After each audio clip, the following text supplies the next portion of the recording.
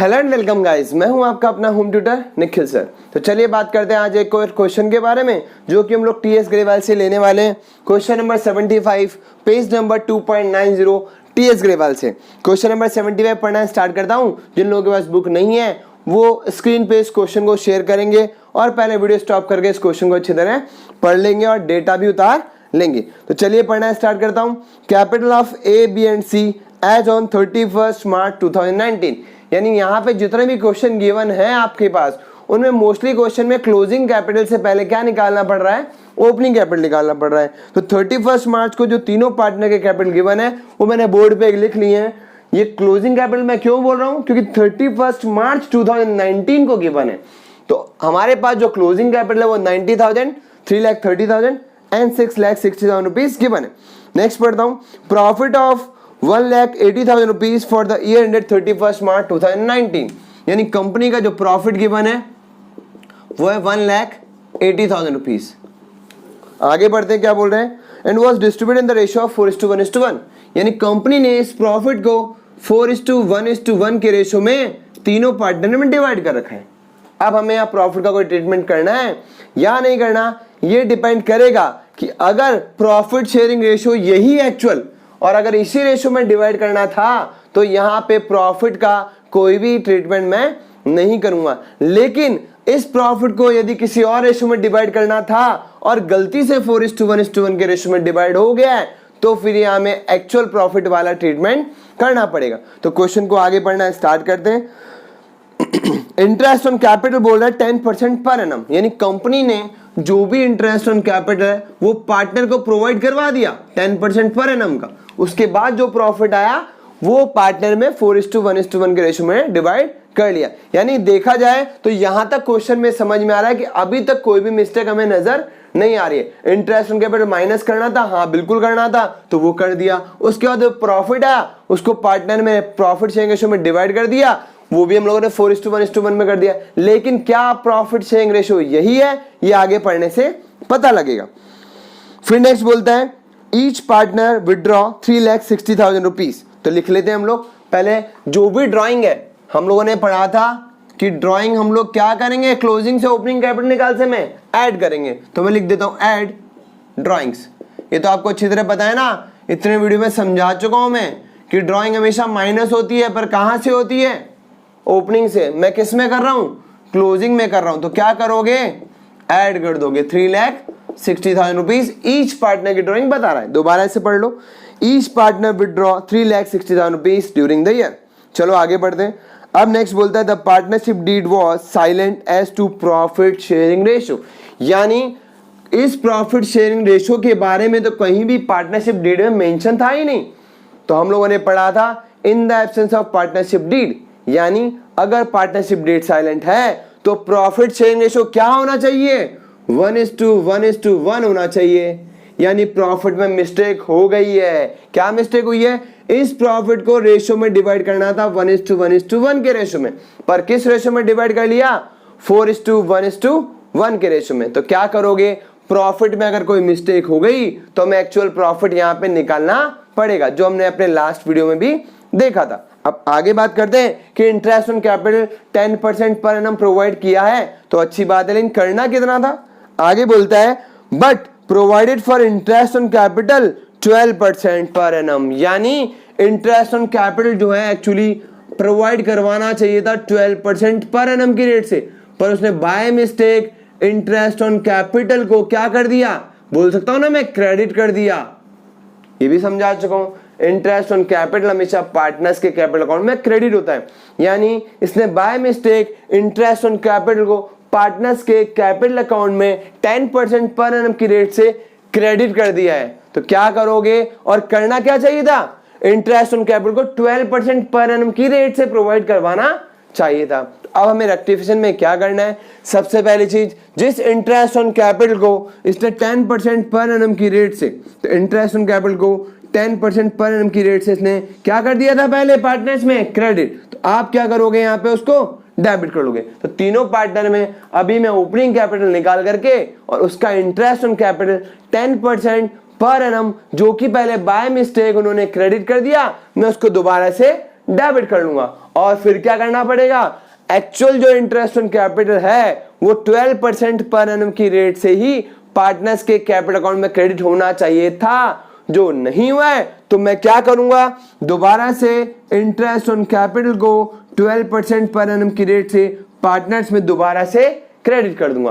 तो बस में यही रेक्टिफिकेशन हम लोगों को यहाँ करना है। तो सबसे पहले क्या निकाल लेते हैं हम लोग, ओपनिंग कैपिटल। उसके लिए अब क्या करना है, प्रॉफिट को भी इसने क्या कर रखा था, तीनों पार्टनर में, यानी 1,80,000 रुपीज को तीनों पार्टनर में किस रेशो में किया था इसने,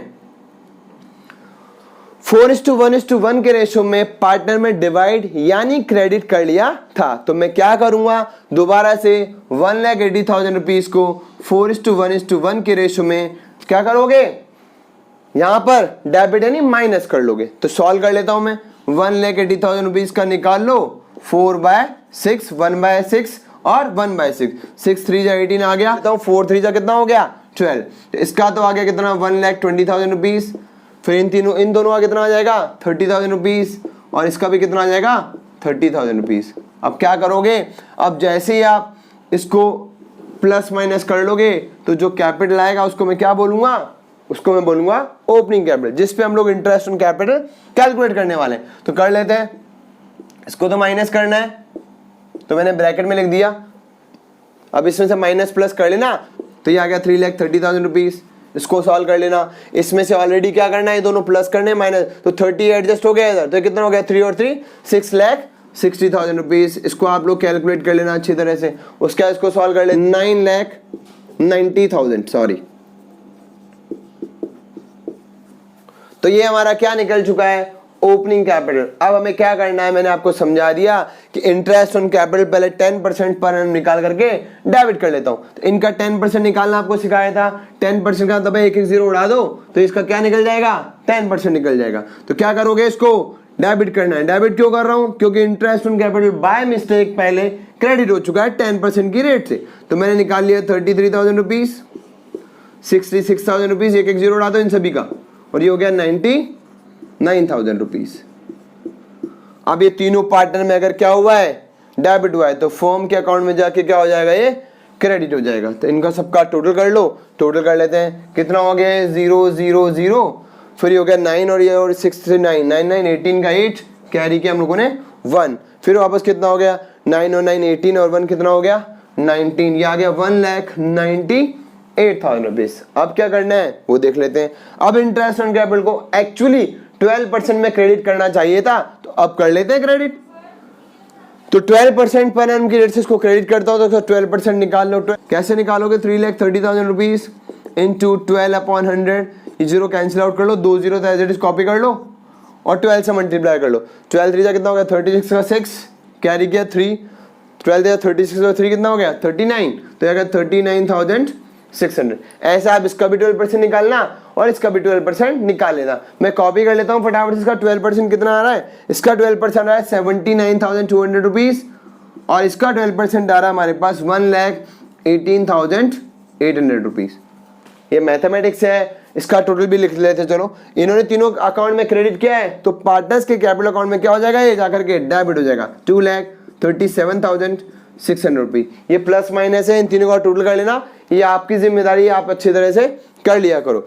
चलो अब बात करते हैं हमारे पास प्रॉफिट के ट्रीटमेंट की। अब क्या करना है, मैंने आपको समझाया था, अगर इस प्रॉफिट में कोई मिस्टेक नहीं होती तो मैं क्या लिखता है यहाँ, डिवीजन ऑफ लॉस। लॉस क्यों बोल रहा हूं, क्योंकि इन दोनों में से बैलेंस ज्यादा किसका दिख रहा है, डेबिट का, और इनका डिफरेंस अमाउंट निकाल करके division of loss in partner में डेबिट करता, तो वो डिफरेंस अमाउंट इधर क्रेडिट हो जाता और ये टोटल अपने आप निल हो जाता।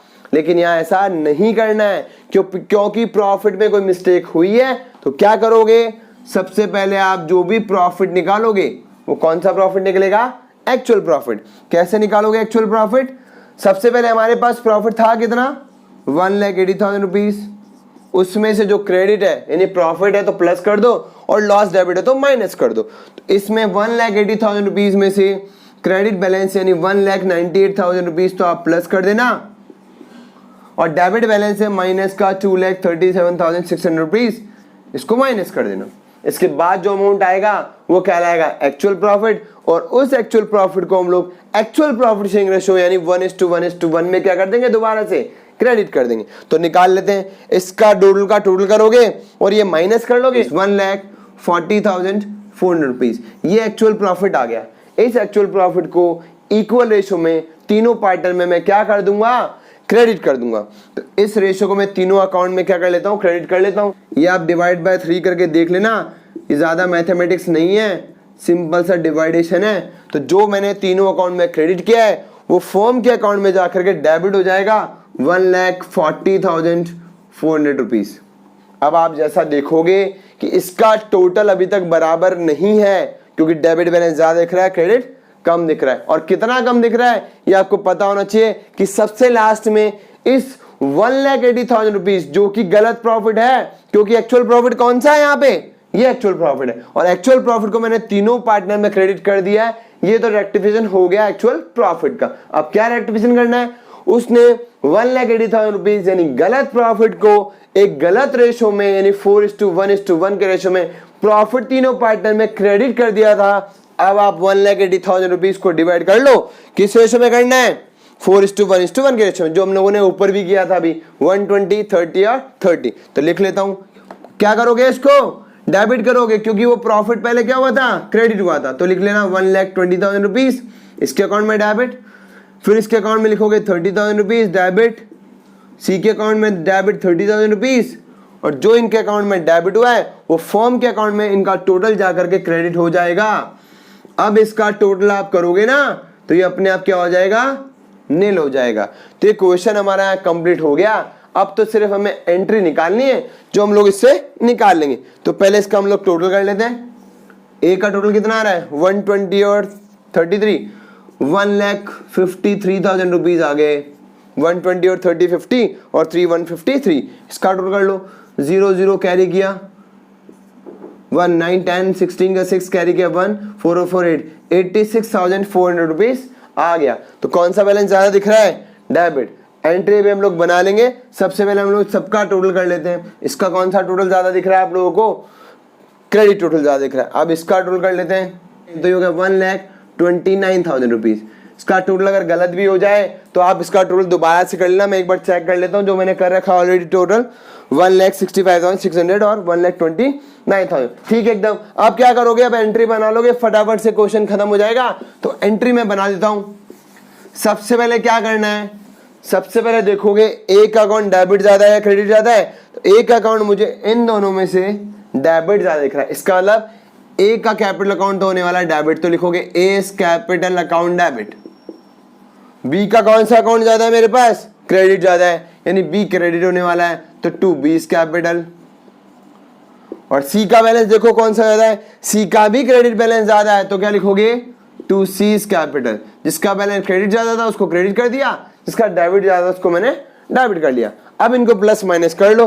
तो 1,53,000 में से माइनस करोगे 86,400 रुपीज। ये प्लस माइनस आप कर लेना, मैं फटाफट इसका डिफरेंस निकाल लेता हूं। इनका जो डिफरेंस आ रहा है वो आ रहा है 66,600 रुपीज। तो ये तो मैंने लिख दिया किसके सामने, ए के सामने। बी का जो डिफरेंस आ रहा है वो आ रहा है कितना, 30,000 रुपीज क्रेडिट बैलेंस। और सी का जो डिफरेंस आ रहा है वो आ रहा है हमारे पास 36,600 रुपीज। जैसा कि आपने देखा डेबिट और क्रेडिट आपका बराबर हो गया।